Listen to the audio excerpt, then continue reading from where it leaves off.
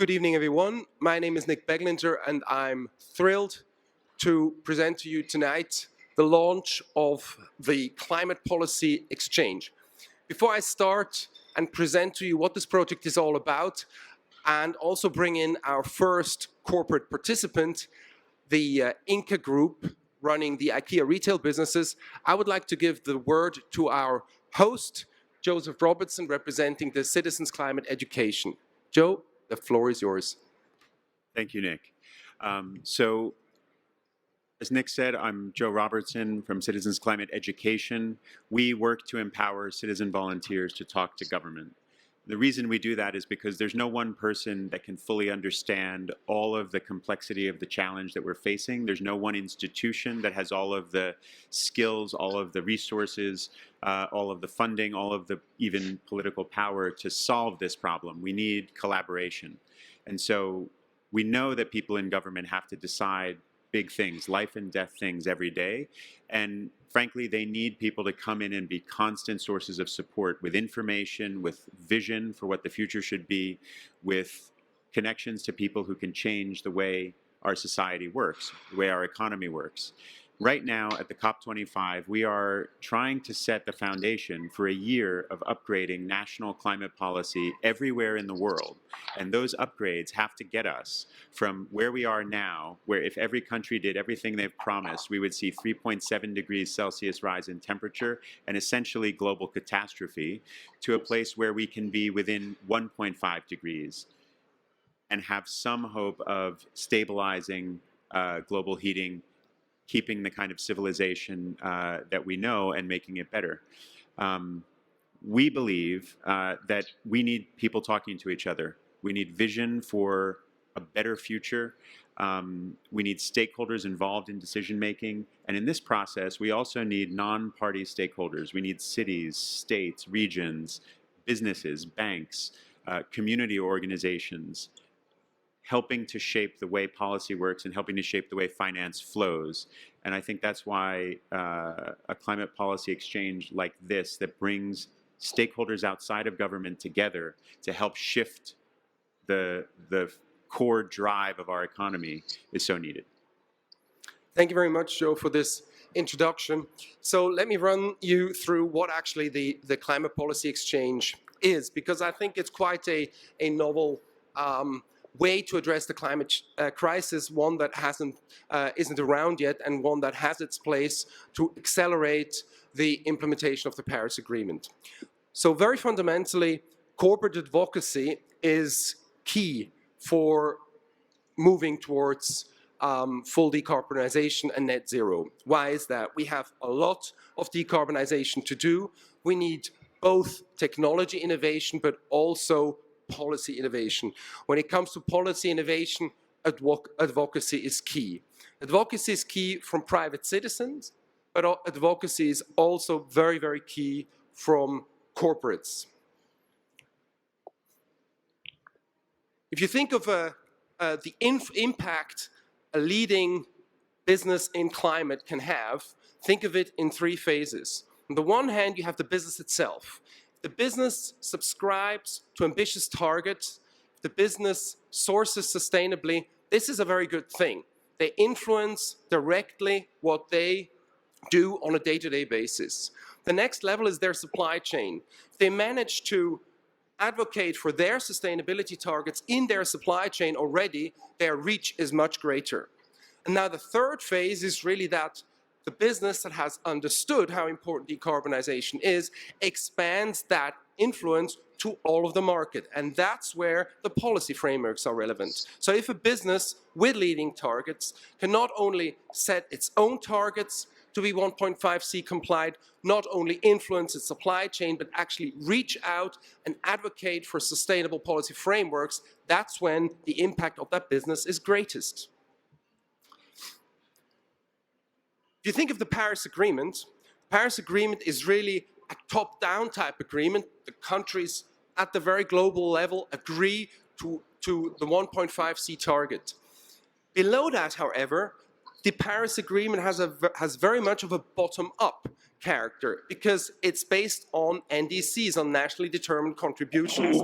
That means the relevant policy innovation has to happen not on the global level, but on the national level. That's where states can shape their policy frameworks, and these policy frameworks together then make for an NDC. So a business ideally should advocate not just globally, but actually expand its reach also to the national, to the local level. And that is exactly where the climate policy exchange comes in.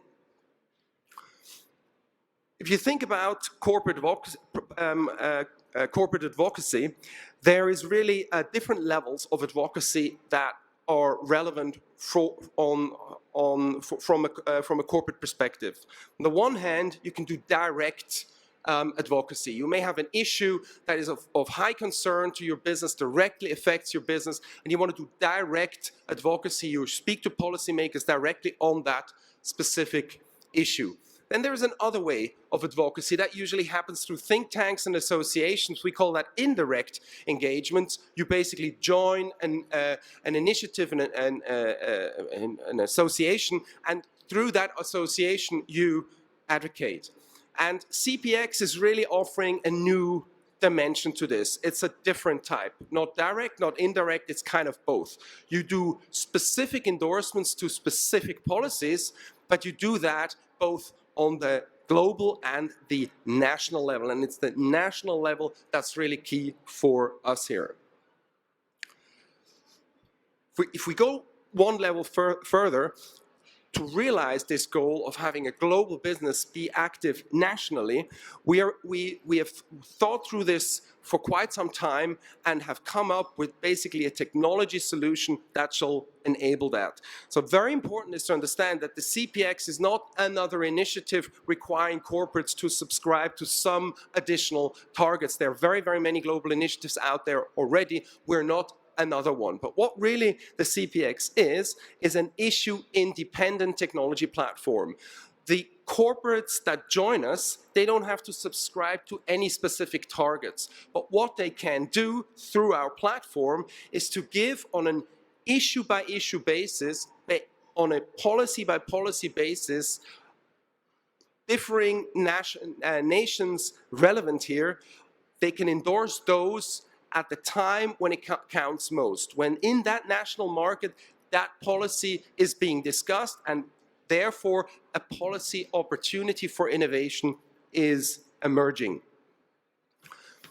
So the CPX has two main target groups. On the one hand, we have the leading global businesses that have understood how important the fight against climate change is. We are charging those businesses an annual licensing fee, and mind you, the platform is operated by our foundation, which is a not-for-profit foundation, so we do not maximize on profit, we're maximizing on impact.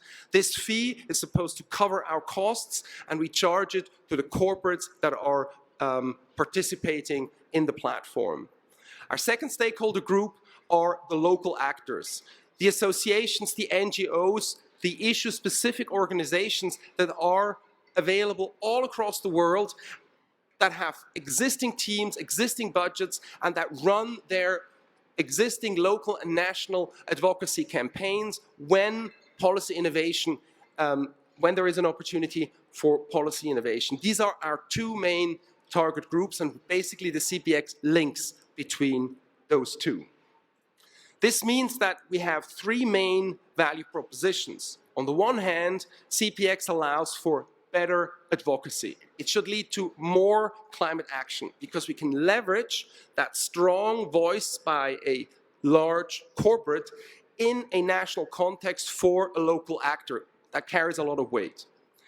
Additionally, it allows global policy alignment. If you're a global business and you have a clear view on climate, usually that comes from head office. And it's by no means clear that all your national subsidiaries, all your international network actually also has exactly that same policy position. And CPX helps for a company to align that position on this very important climate issue. This is key if you think about human resources, if you think about press, if you think about sustainability ratings. More and more ratings include advocacy. They include how a company positions itself with respect to policy. And thirdly, the value proposition of CPX is interesting in the sense that it provides advocacy intelligence. Through our system, we generate local actors to submit initiatives to us, and through that, we gain a lot of insights as to which initiatives are currently being dealt with in very many national markets, and that allows us to deliver to our corporate participants interesting advocacy intelligence. So very briefly, I don't want to go too much into detail, but very briefly, how does this work? How does this technology platform work? Number one, a local actor submits their existing national initiative that they're pursuing now. Think about a renewable energy target, for example, in France, in Parliament, in 2 months. There is an existing national actor that pursues the goal of having that renewable energy target implemented into the French law. If this initiative is submitted to CPX, we perform a selection. We check who submits that to us. We check the targets. Is it Paris compatible? And then we select the good ones. We select them and deliver them, step number 3, in a customized way to our corporate participants. So we can show very clearly from which market this is coming from and relating that to the importance of that market for the corporate participant. We also link that to other initiatives that corporate participant is already a member of. Think of RE100 or Sustainable Energy for All. So we immediately relate that national issue to the corporate's current positioning and thereby make it easy for the corporate to decide whether the corporate participant can support that particular national issue. So we're at point 4 where a corporate decides to opt in into endorsing a specific national initiative that has been submitted through our system. Point number 5 is easy. We aggregate the different endorsements. Point number 6 as well. We distribute these different endorsements again down to the national actor, and then we support that national actor and monitor that national actor in making sure the endorsements are used as they were requested, and therefore that everybody's happy, everybody's corporate rules are basically followed. The key is that we give that local actor at the right time, in the right place, the necessary support by large businesses that will make a huge difference for that national actor when it comes to getting a policy implemented. Very quickly, where do we stand in this in terms of marketing and in our approach? Just a few hours before here, the business ambition for 1.5C was launched. Includes already a large number of corporate climate leaders, and these are exactly the companies that we're targeting for our corporate participants.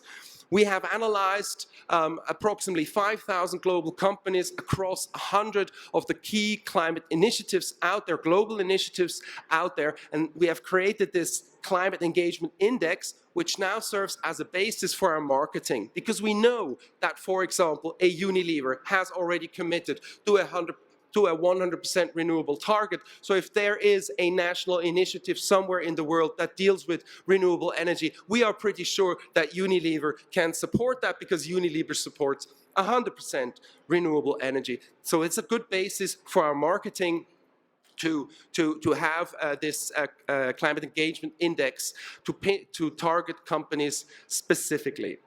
Here's an example of who could be local actors. This could be an association. I was for 7 years the president of Swiss Cleantech, Switzerland's leading green business association. I was longing for CPX when I was in that role, because it was very difficult for me as a national actor to attract global companies that actually would certainly support what we were supporting in the local market, but my reach wasn't big enough, my reach wasn't strong enough all the way to the head office of a leading global firm.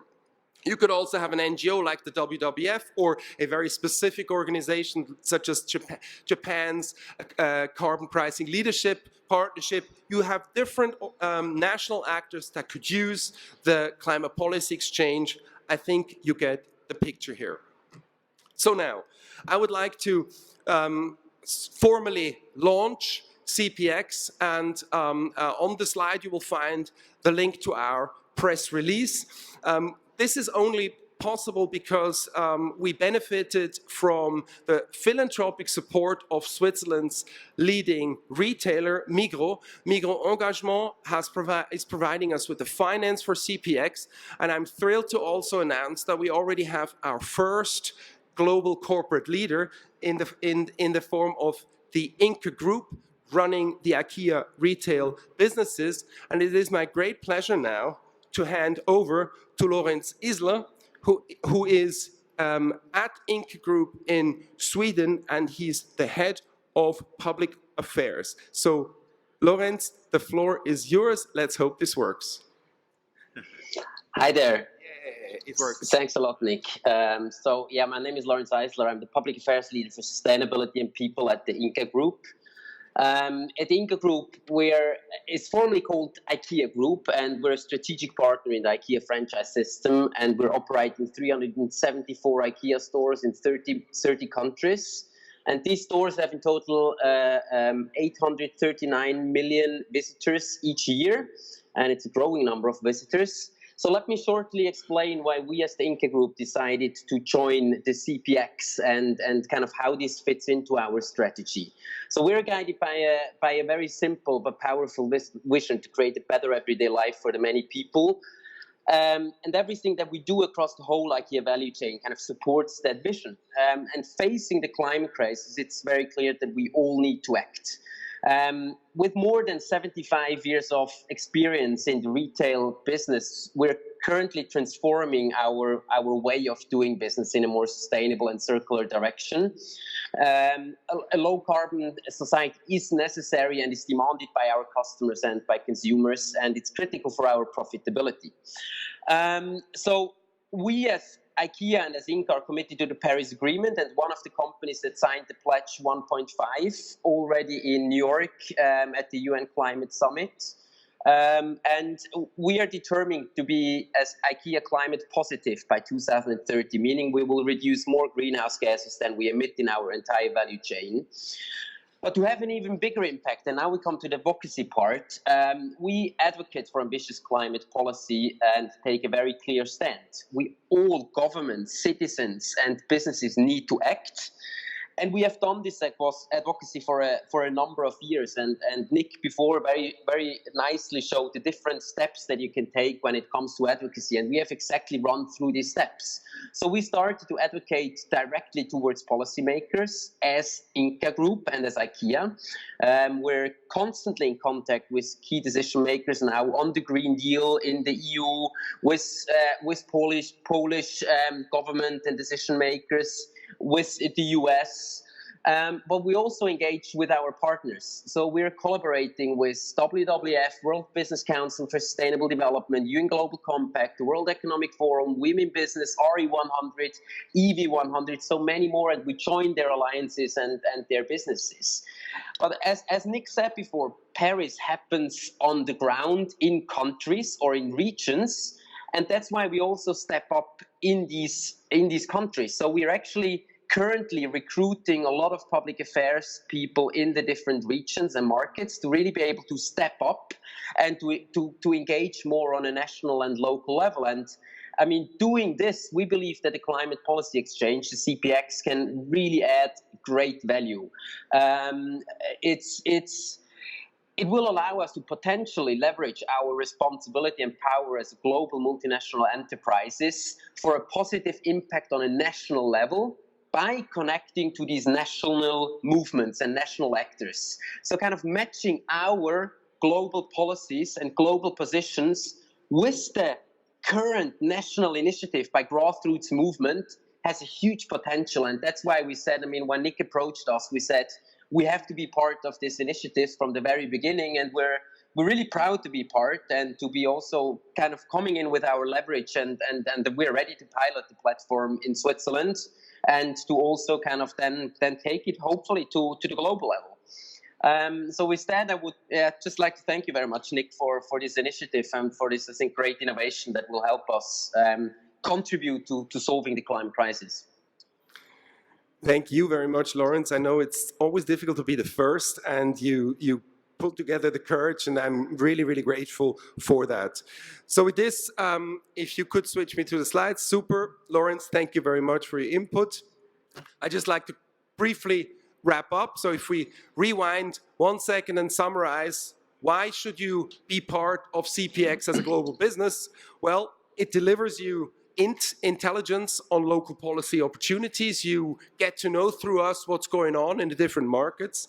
It allows you to see what's going on in a customized way that is relevant for you. So it puts it into the perspective of your business. You see what's going on through your eyes, through what you have already committed to.